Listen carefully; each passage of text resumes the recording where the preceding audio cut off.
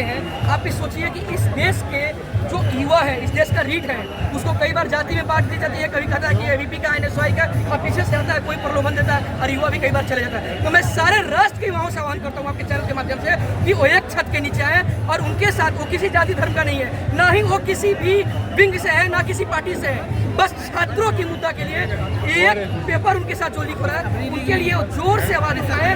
देखना गूंगे बहरे अंधों को सुनाई भी देगी। और जो छात्रों के साथ, क्योंकि अब सोचिए कि जो नीट का दोबारा तो करा दिया नीट का पेपर। आप ये बताइए कि अब आपकी सवाल का मैं जवाब दे रहा हूँ। आपके माध्यम से सारे युवाओं से मैं कहता हूँ और सारे पेरेंट्स को भी कहता हूँ कि आप दोबारा एग्जाम तो ले लेंगे सर, लेकिन जो आने जाने में खर्च हुआ, पहले सुनिएगा।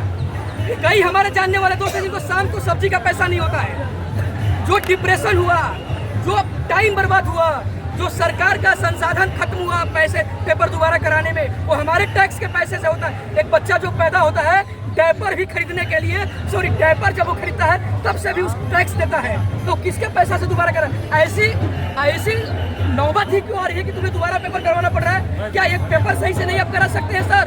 गलती थी, सुधार ली। ये बार बार रिपीट अगेन। अभी आप प्रोटेस्ट पे हमारे देश के वैज्ञानिक और शिक्षाविद पिछले 18 दिनों से भूखे प्यासे हंगर स्ट्राइक पर बैठे हैं। क्या आप चाहते हैं? जैसे 22 छात्र मारे गए मतलब डेथ कर गए, सुसाइड किए, ना जाने कितने डिप्रेशन में चले गए। जो बांग्लादेश के प्रोटेस्टर हैं, जो सपोर्टर्स हैं, उनको बांग्लादेश को मनाना चाहिए कि नहीं, हंगर स्ट्राइक खत्म करना चाहिए, नहीं तो जान चली जाएगी। मैंने भी मिला, हम अहिंसा परमो धर्म मानते हैं, हम बुद्ध के धरती से हैं, गांधी के धरती से हैं, हम हिंसा में विश्वास नहीं करते हैं। तो अहिंसा का हमारे लिए सबसे बड़ा मार्ग क्या है? वो हमारे लिए मार्ग है भूख हड़ताल। भूख हड़ताल से अंग्रेज डरते थे जब हम आजाद नहीं थे। अरे महाराज, जो बाप बेटा रोटी बच्चे के खाली छीन रहा है, उसके बाप से के सामने तुम हंगर स्ट्राइक कर रहे हो, वो मानेगा क्या? वो तो खुद रोटी छीने बैठे हैं तुम्हारी। बिल्कुल, ये दुर्भाग्य है, बड़ा दर्द हो रहा है जो आप बोल रहे हैं कि लोकतांत्रिक देश में आजादी के 80 वर्ष हो गए हैं, पूरे 80 वर्ष। अभी 15 अगस्त को हम 80वां बनाएंगे। 80 वर्ष के बाद भी अगर मैं ये हालात है, अरे भाई साहब बोलने दो यार। सरकार झुक गई थी, लेकिन यहाँ 24-25 दिन हो गए। इसी बात को तो दूर थे सर। 26 तारीख को बीपीएससी का एग्जाम है और कई सारे मेरे दिल्ली यूनिवर्सिटी की तैयारी करने वाला छात्र मैं देखा यहाँ पर, मैंने पूछा क्या है पेपर नहीं है क्या, क्योंकि मैं पढ़ाता भी हूँ, तो वही बोले कि सर पेपर तो देने जाएंगे धक्के खाकर, और रास्ते में आते पता लगा पेपर लीक हो गया। तो सिर्फ वो पेपर लीक नहीं होता है, माँ बाप के बरसों की सपने, वो उम्मीदें, देश का भविष्य, विश्व गुरु बनने के सपना तो लीक ही होता है। बिहार में रेलवे आप सोनम वांगचुक की चिंता कर रहे हैं। दिल्ली हाईकोर्ट ने केंद्र सरकार को, दिल्ली गवर्नमेंट को नोटिस जारी किया है। जी बिल्कुल, क्या कहेंगे? नोटिस जारी तो हो गया, सरकार माननीय सुप्रीम कोर्ट का, हाई कोर्ट का मैं आभार व्यक्त करता हूँ, क्योंकि हाई कोर्ट को हमारे छात्रों की और हमारे सोनम वांगचुक की वैज्ञानिक की दर्द दिख रही है, लेकिन अब हमें लगता है कि हाई कोर्ट के, सुप्रीम कोर्ट के जजेज को भी आकर सपोर्ट करना चाहिए, क्योंकि वो भी कभी छात्र रहे होंगे। क्या इसमें मैं गलत बोल रहा हूँ? कुत्तों पे तो सुप्रीम कोर्ट स्वयं मोटो ले लेता है, वही बोल रहा था। लेकिन जब यहाँ हंगर स्ट्राइक पे बैठे हैं आदमी तब स्वयं मोटो नहीं ले रहा। सर मैं वही बोल रहा था आपसे कि माननीय हाई कोर्ट यानी सुप्रीम कोर्ट ने, बल्कि हाई कोर्ट का सुप्रीम कोर्ट ने भी डॉग के लिए किया। क्या हम युवा छात्र कुत्तों से भी बेकार है? मैं देश के प्रधानमंत्री जी से पूछता हूँ, मतलब हमारी सुनी नहीं जा रही है, कुत्तों की सुनी गई सर, क्या हमारी नहीं सुनी जाएगी?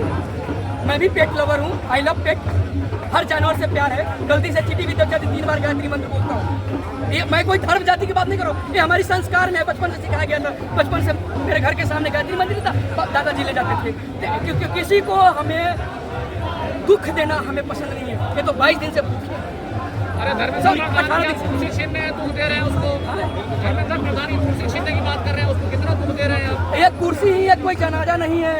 अगर मैं वो नहीं उस चीज़ को अच्छे से पारदर्शी तरीके से करा सकते हैं, कोई और बैठेगा। पेपर लीक किसके लिए करवाई जाती है? जो सोने के लेकर चम्मच पैदा होते हैं, या नेपोटिज्म, या जान पहचान वाले, जो गरीब किसान मजदूर, हम जैसे जो छात्र हैं, जो बरसों से संघर्ष करते हैं, करते करते कई का ब्याह शादी तक नहीं होता है। एकदम कड़वा सत्य बता रहा हूँ मैं सिविल सर्विसेज की तैयारी किया कर रहा हूँ, मैं ये चीज़ें देखा हूँ अपने मित्रों को, 40-45 साल हो जाता है, शादी तक नहीं होता है। उनकी क्या गलती थी सर?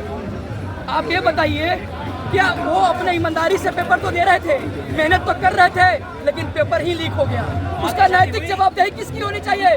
जो परीक्षा पर चर्चा माननीय प्रधानमंत्री जी करते हैं, उनका होना चाहिए सर। 20 जुलाई को अनशन खत्म होगा क्या?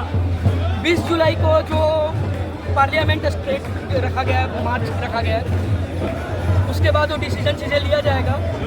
लेकिन दिल से बताऊं मैं, इस देश को हमें बचाना है, इस संविधान को बचाना है, इस राष्ट्र को विश्व गुरु बनाना है, और बनाना है तो सबसे पहले देश का रीढ़ जो युवा है उसको संबल बनाना है। उसको बकस दो, युवा को बकस दो, बाकी तुम जहाँ जो करना है करते रहो। युवा संविधान को कैसे बचाएंगे भाई साहब? संविधान को क्या हो रहा है? संविधान को क्या हो रहा है भाई? संविधान को सर क्या बात कर रहे हैं सर? हाँ बताइए। लोकतंत्र में लोगों के अधिकारों की बात की गई है, कर्तव्यों की भी। एक छात्र अपना कर्तव्य निभाया, गांव से बुढ़िया कपार पर लाद कर लाया, तैयारी कर रहा था, परसों टाइम दिया, लगा कि इस बार मम्मी अच्छा गया है पेपर, पता चलता है पेपर लीक हो गया। क्या ये लोकतंत्र की हत्या नहीं है? आप कहेंगे रीएग्जाम करा लेंगे, अच्छी बात है करा लेंगे सर, लेकिन आने जाने में जो कंडेंस हुआ, मानसिक प्रताड़ना जो हुआ, और तो और कई लोग डिप्रेस होकर सुसाइड तक कर लेते हैं, उसका कौन जिम्मेवार होगा सर? आप क्या चाहते हैं मोदी जी इस्तीफा दे दें? अगर मैं प्रधानमंत्री माननीय मोदी जी अपने मंत्रालय को नहीं संभाल पा रहे हैं, अपने जितने भी उनके शिक्षा मंत्रालय से लेकर या कोई भी मंत्रालय हो, चाहे वित्त मंत्रालय हो, नहीं संभाल पा रहे हैं, तो नैतिक जवाबदेही तो यही होती है कि आप खुद इस्तीफा दे दीजिए, उसके बाद नया गठन कीजिए। अच्छा ठीक है, अगर धर्मेंद्र प्रधान जी इस्तीफा दे देते हैं उसके बाद क्या? कौन उनकी जगह पे कौन? यही जाएंगे। एक बार पूछ लीजिए। पूछता रहे भाई।